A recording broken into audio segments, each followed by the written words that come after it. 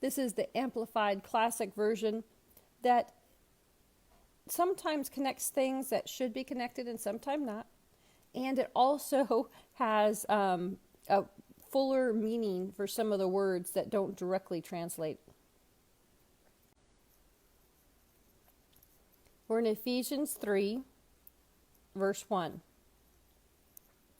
For this reason, because I preach to you that we are thus built up together, I, Paul, am the prisoner of Jesus Christ for the sake of and behalf of you Gentiles. Verse 2.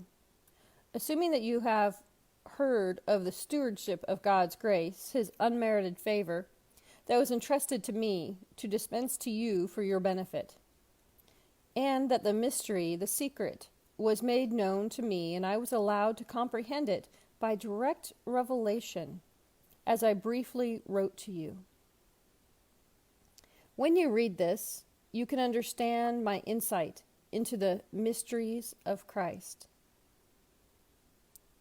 Verse 5. This mystery was never disclosed to human beings in past generations, as it has now been revealed to his holy apostles, those consecrated messengers and prophets by the Holy Spirit. Verse 6. It is this, that the Gentiles are now to be fellow heirs with the Jews, members of the same body, and joint partakers, sharing in the same divine promise in Christ through their acceptance of the glad tidings. That means the gospel. Of this gospel I was made a minister, according to the gift of God's free grace, his undeserved favor, which was bestowed on me by the exercise of his power. 8. To me, though I am the very least of all saints, God's consecrated people set aside for him, this grace, this favor and privilege, was granted and graciously entrusted to proclaim to the Gentiles the unending, the boundless, fathomless, incalculable, and exhaustless riches of Christ. A wealth which no human being could have searched out. 9.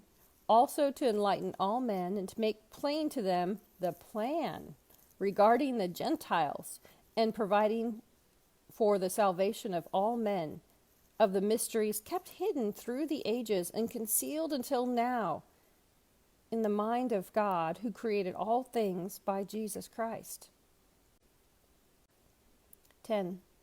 The purpose is that through the church, the complicated, many-sided wisdom of God in all its infinite varieties and innumerable aspects might now be made known to the angelic rulers and principalities and powers in heavenly places. Verse 10. This is in accordance with the terms of the eternal and timeless purpose, which he has realized and carried into effect in the person of Jesus Christ our Lord, in whom, because of our faith in him, we dare to have the boldness, the courage, the confidence of free access to the unreserved approach to God with freedom and without fear.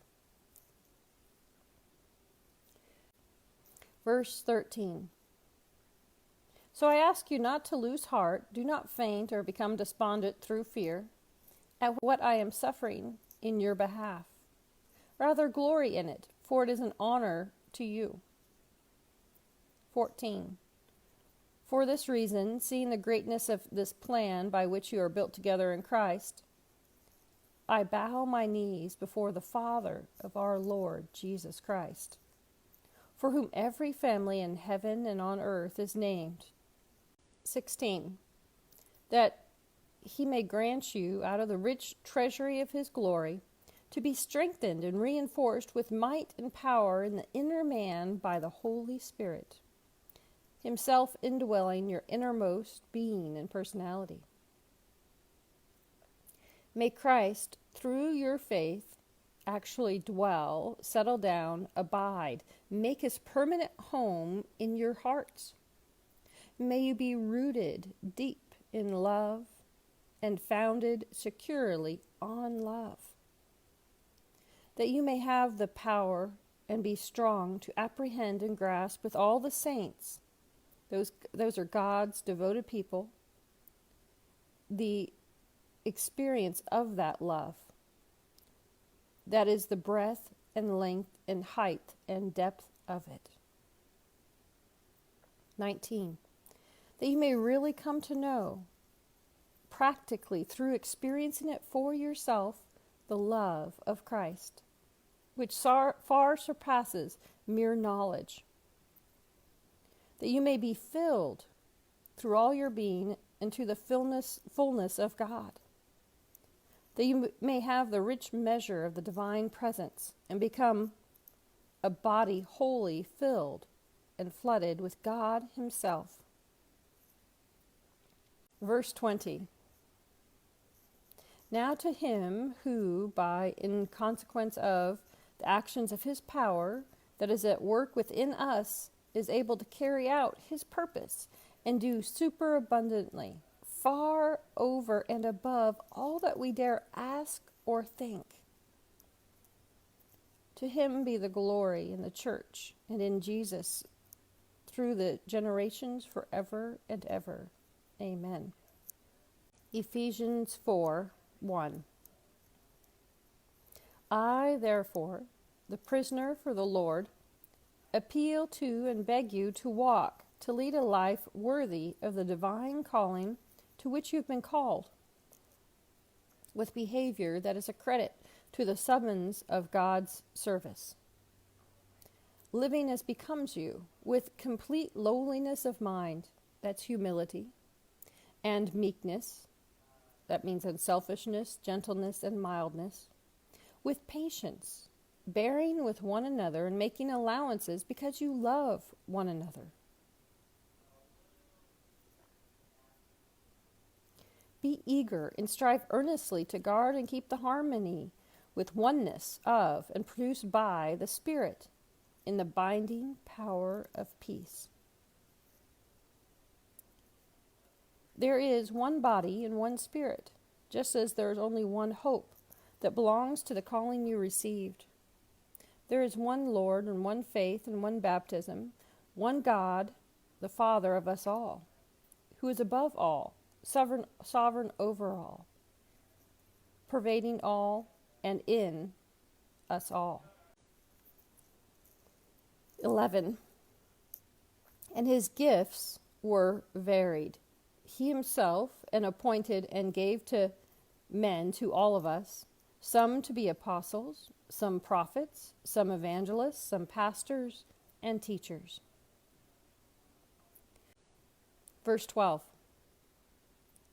His intention was the perfecting and the full equipping of the saints, His consecrated people, that they should do the work of ministering towards building up the body, up Christ's body, the church, that it might develop until we all obtain oneness in faith and in the comprehension of the full and accurate knowledge of the Son of God, that we might arrive at really mature manhood, the completeness of personality, which is nothing less than the standard height of Christ's own perfection, the measure of the stature of the fullness of Christ, and the completeness found in Him. So then we may no longer be children, tossed like ships to and fro between chance gusts of teaching and wavering with every changing wind of doctrine, the prey of the cunning and the cleverness of unscrupulous men, gamblers engaged in every shifting form of trickery and inventing errors to mislead. Verse 15.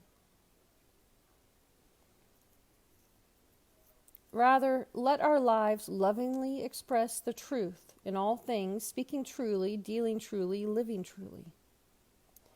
Enfold in love, let us grow up in every way and in all things into Him who is the head, even Christ, the Messiah, the Anointed One. For because of Him, the whole body, the church, in all its various parts, closely jointed and firmly knitted together by joints and ligaments with which it is supplied. When each part, with power adapted to its need, is working properly in all its functions, it grows to full maturity, building itself up in love. So this I say solemnly, testify in the name of the Lord, as in his presence, that you must no longer live as heathens, as the Gentiles do, in their perverseness, in the folly, vanity, and emptiness of their souls and futility of their mind. 18. Their moral understanding is darkened, and their reasoning is beclouded. They are alienated, estranged, self-banished from the life of God, with no share in it. This is because of the ignorance, the want of knowledge and perception, the willful blindness that is deep-seated in them, due to the hardness of their heart, to the insensitivity of their moral nature. In their spiritual apathy, they have become callous and past feeling and reckless and have abandoned themselves, a prey to unbridled sensuality, eager and greedy to indulge in every form of impurity that their depraved desires may suggest and demand. Verse 20. But you did not so learn Christ. That's not what you learned when you came to Jesus. Assuming that you have really heard him and been taught by him, as all truth is in Jesus. It's embodied and personified in him. 22. Strip yourselves of your former nature. Put off and discard your own unrenewed self, which is characterized in your previous manner of life and becomes corrupt through lust and desires that spring from delusion. 23. And be constantly renewed in your spirit, in your mind, having a fresh mental attitude and spiritual attitude, and put on the new nature, the regenerated self, created in God's image, godlike in true righteousness and holiness. 25. Therefore, rejecting all falsity and being done with it now, let everyone express the truth with his neighbor, for we are all parts of one body and members of one another. When angry, do not sin. Do not ever let your wrath last until the sun goes down. Leave no such room or foothold for the devil. Don't give him any opportunity. 28. Let the thief steal no more, but rather let him be industrious, making an honest living with his own hands, so that he might be able to give to those in need. Let no foul or polluting language, nor evil word, nor unwholesome or worthless talk ever come out of your mouth, but only such speech that is good and beneficial to the spiritual progress of others, as is fitting to the need and the occasion, that it may be a blessing and give grace, God's favor, to those who hear it. And do not grieve the Holy Spirit of God. Do not offend or vex or sadden him, by whom you were sealed. You were marked and branded as God's own, secured for the day of redemption, for our final deliverance through Jesus from the evil and consequences of sin. 31. Let all bitterness and indignation and wrath, that means passion, rage, and bad temper, and resentment, that's anger and animosity, and quarreling, and slander, that's evil speaking, abusive, or blasphemous language, be banished from you with all malice, spite, ill will, or baseness of any kind. And become useful and helpful and kind to one another, tender-hearted, compassionate, understanding, loving-hearted, forgiving one another readily and freely, as God in Christ forgave you.